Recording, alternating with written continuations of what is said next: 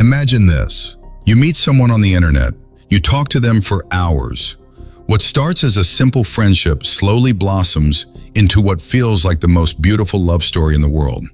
You decide to marry them. And for that one person, you leave your country, your established business, and your entire life behind to move halfway across the world. In the beginning, you shower them with absolute devotion, giving them the world's finest luxuries and endless gifts. But then slowly, that beautiful love morphs into a horrifying nightmare of domestic torture. And one cold night, you become that innocent soul's executioner. This isn't the plot of a Hollywood thriller. This is the bone-chilling, true story of Harold Landry, a self-made oil millionaire from Louisiana, and his Welsh wife, Lucy. A romance that sparked in a digital chat room and bled to death under 23 brutal knife wounds on a freezing, dark English lane. All right, guys, welcome back to Who Was. Today, we are breaking down a case that will genuinely send shivers down your spine. Our story begins in the state of Louisiana, where a boy named Harold Landry is born. Harold's family was a completely ordinary, struggling middle-class household. They had no wealth to speak of. To make matters tighter, Harold grew up alongside 12 siblings. In a family that massive, there was no money, no legacy, and absolutely zero powerful connections. But out of all those brothers and sisters, Harold was cut from a completely different cloth. Deep inside him burned an intense, obsessive stubbornness, a relentless drive to become a big man, a hunger to amass wealth. It's the kind of insatiable appetite for money that only comes when you've spent your childhood in grinding poverty. To escape his circumstances, Harold chose the brutal, high-stakes world of the oil industry. To make a name for himself, he worked day and night without stopping. What's fascinating is that Harold wasn't highly educated. He didn't hold a prestigious engineering degree, but he was incredibly sharp, possessing a brilliant mechanical mind. He began designing massive, specialized cranes for offshore oil drilling platforms. And against all odds, he succeeded. His business boomed so spectacularly that he became a self-made millionaire. Back in Louisiana, people respected him immensely. They viewed him as a major employer and a wildly successful businessman. But guys, do you want to know the shocking twist? Despite accumulating all this wealth, Harold's personal life was an absolute train wreck. During his rise, he married twice, and both marriages ended in bitter divorces. He had 4 children from these 2 wives. To his credit, Harold took immense care of his kids, and in the eyes of his friends, he was always seen as a generous, larger-than-life guy. But Harold had a close friend, a lawyer named Pat Fanning, and Pat shared an observation about Harold that holds the ultimate key to this entire tragic case. Pat Fanning said that Harold possessed a terrifying, explosive temper. It was incredibly difficult for anyone to truly love him because he simply could not control his rage. Worse yet, if Harold grew stubborn about something, he would stop at nothing to get his way. He genuinely believed that whatever he decided was absolute law, and no force on earth could ever move him. And guys, that stubbornness is great when you're fighting your way out of poverty, but one day that exact same trait would cost an innocent woman her life. After his 2 divorces, Harold entered a new relationship, but there was a major catch. The woman was already married. Her husband's name was Chris Price. Naturally, when Chris discovered that his wife was seeing a man named Harold Landry, his blood boiled. Driven by rage, Chris set out to find Harold and confront him. By a strange twist of fate, both Harold and Chris found themselves driving down the exact same road. Suddenly, the traffic lights turned red, causing a massive jam. Chris spotted Harold's car. Blinded by fury, Chris veered his vehicle directly in front of Harold's car, completely blocking him in. Chris threw his door open and marched out, intending to physically beat Harold up and settle the score. The moment Chris Price reached the driver's side window, he yelled, "Get out of the car!" But Harold didn't step out. Instead, he reached for a .38 caliber handgun. In broad daylight, in front of a street full of stranded drivers, Harold shouted, "I'm going to shoot you! Get out of my way!" And the very next second, he pulled the trigger. Bang! The bullet struck Chris Price squarely in the neck. He collapsed onto the asphalt, bleeding profusely. By absolute miracle, a hospital was located just moments away. Chris was rushed into emergency surgery and barely survived. Harold was immediately arrested for attempted murder. But this is where Harold's massive ego and wealth collided with the justice. In court, Harold's lawyer put forward a defense that will make your head spin. He claimed Harold fired the gun in self-defense. Think about the audacity of that. You are the one who pulled a deadly weapon. You are the one who threatened to kill a man in broad daylight, and yet you stand in front of a judge crying that you are the actual victim. Unbelievably, Harold's stubborn refusal to admit wrongdoing worked. The jury dropped the attempted murder charge and convicted him of a much lesser offense, aggravated battery. Harold even appealed that. In the end, he didn't serve a single day in prison. He walked away with a minor fine, a bit of community service, and probation. The law effectively bowed to Harold Landry's money and arrogance. And this taught Harold a quiet, incredibly dangerous lesson. He could do whatever he wanted, and the rules of the world would bend for him. Fast forward 5 years after that highway shooting. The year is 1999, and Harold is now 53 years old. He had all the money he could ever want, but his life was hollow. He felt profoundly, deeply isolated. To numb his loneliness, he turned to the internet, exploring the newly popular world of Yahoo Messenger and online dating chat rooms.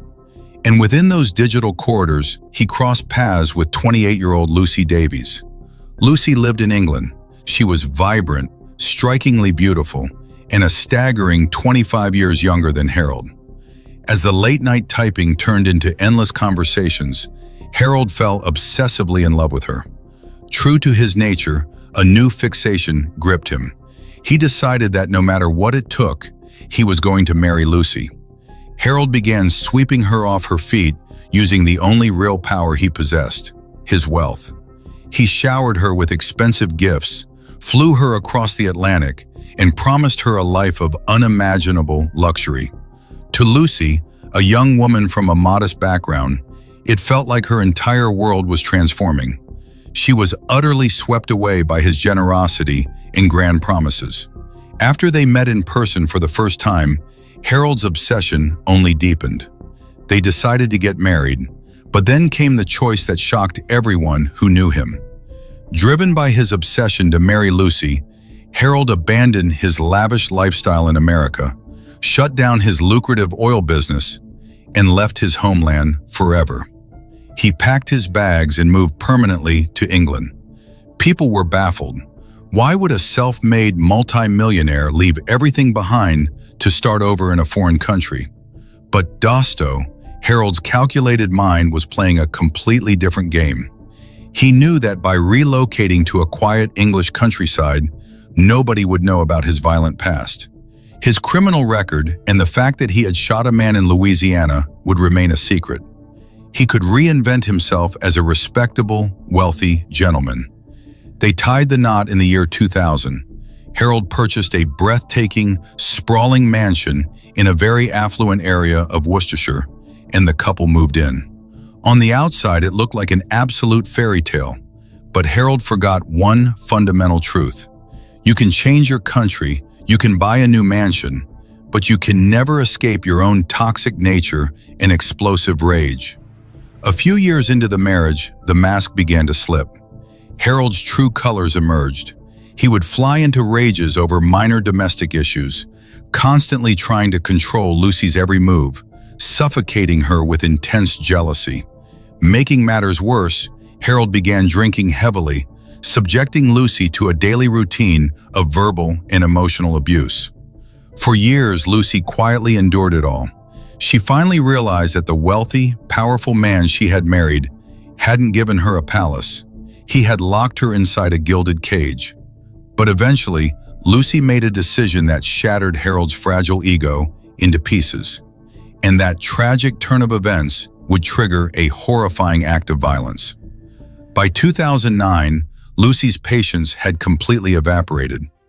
Exhausted by the non-stop emotional abuse, Harold's alcoholism, and his suffocating control, she finally took a stand and filed for divorce.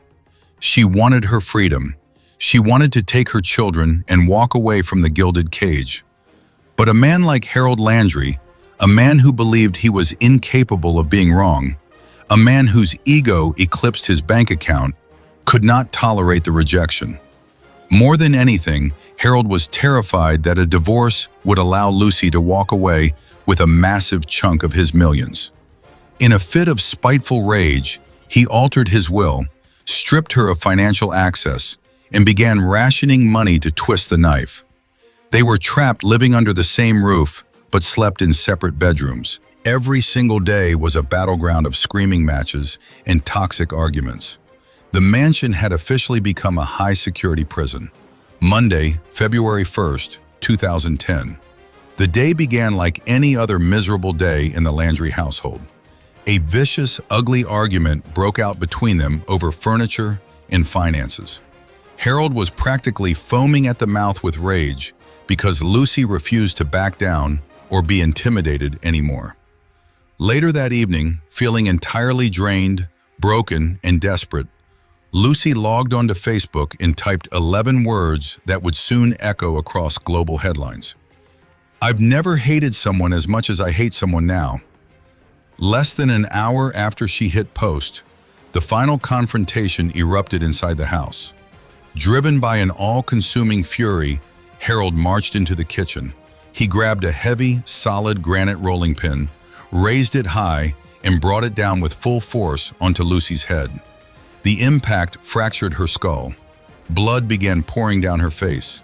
Terrified for her life, Lucy bolted out of the mansion, sprinting into the freezing, pitch-black winter night. Desperate and bleeding, she ran toward a neighbor's house. She banged frantically on the windows, screaming at the top of her lungs, "Help me! Please let me in!" Inside, the neighbors heard the chilling screams, and one of them rushed to the door, but they were already too late. Harold, completely blinded by his psychotic rage, had pursued her into the dark, holding a massive butcher's knife. He cornered her on the icy lane. As Lucy collapsed onto the ground, defenseless, begging for her life, Harold lunged at her. He didn't stab her once. He didn't stab her twice. He plunged that knife into her body a horrifying 23 times. The attack was so savage that when the police and paramedics arrived on the scene, the massive butcher's knife was still embedded deep inside Lucy's chest.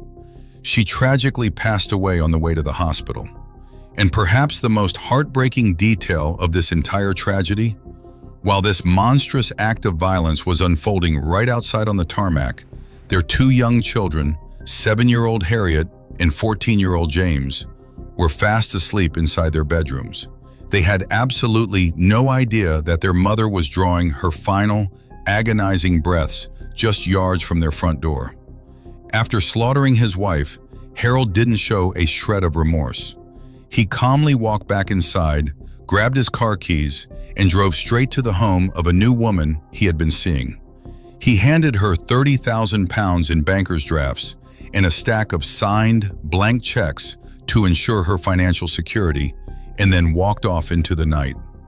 Around midnight, police officers spotted him walking down a deserted country lane and placed him under arrest. The arresting officers noted that he was chillingly calm, showing zero emotion. When his trial commenced in 2011, Harold tried to resurrect his old 1994 playbook. He turned on the waterworks in front of the jury, weeping bitterly and claiming, "I loved Lucy. I don't even remember picking up the knife. She pushed me first. I'm the real victim here." But this time, the British justice system didn't care about his millions or his crocodile tears. The prosecution presented a highly detailed digital animation to the courtroom, meticulously proving how he had pursued a fleeing, terrified Lucy outside the home to systematically execute her. It took the jury just 3 hours and 52 minutes to return a unanimous verdict of guilty. Following the conviction, when the judge was presented with Harold's hidden 1994 shooting record from Louisiana, he looked directly at the millionaire and stated, "You have a deeply ingrained character trait that ensures the moment you are challenged or thwarted, you resort to extreme, life-threatening violence." Harold Landry was sentenced to life imprisonment with a strict minimum tariff of 16 years before he could even be considered for parole. So guys, that is the tragic, cautionary tale of Harold Landry. He was a man who pulled himself out of extreme poverty and amassed millions, but he could never conquer the violent monster lurking within his own temper. His consuming arrogance and stubbornness stole the life of an innocent woman who wanted nothing more than her dignity and her freedom. If this case sent a chill down your spine, let me know in the comments below which part of this story shocked you the most. If you found this breakdown gripping, make sure to hit that like button, share this video, and hit subscribe to Who Was. We bring you untold, deep dive true crime cases every single week. Lucy Davies, forever remembered. We'll see you in the next one.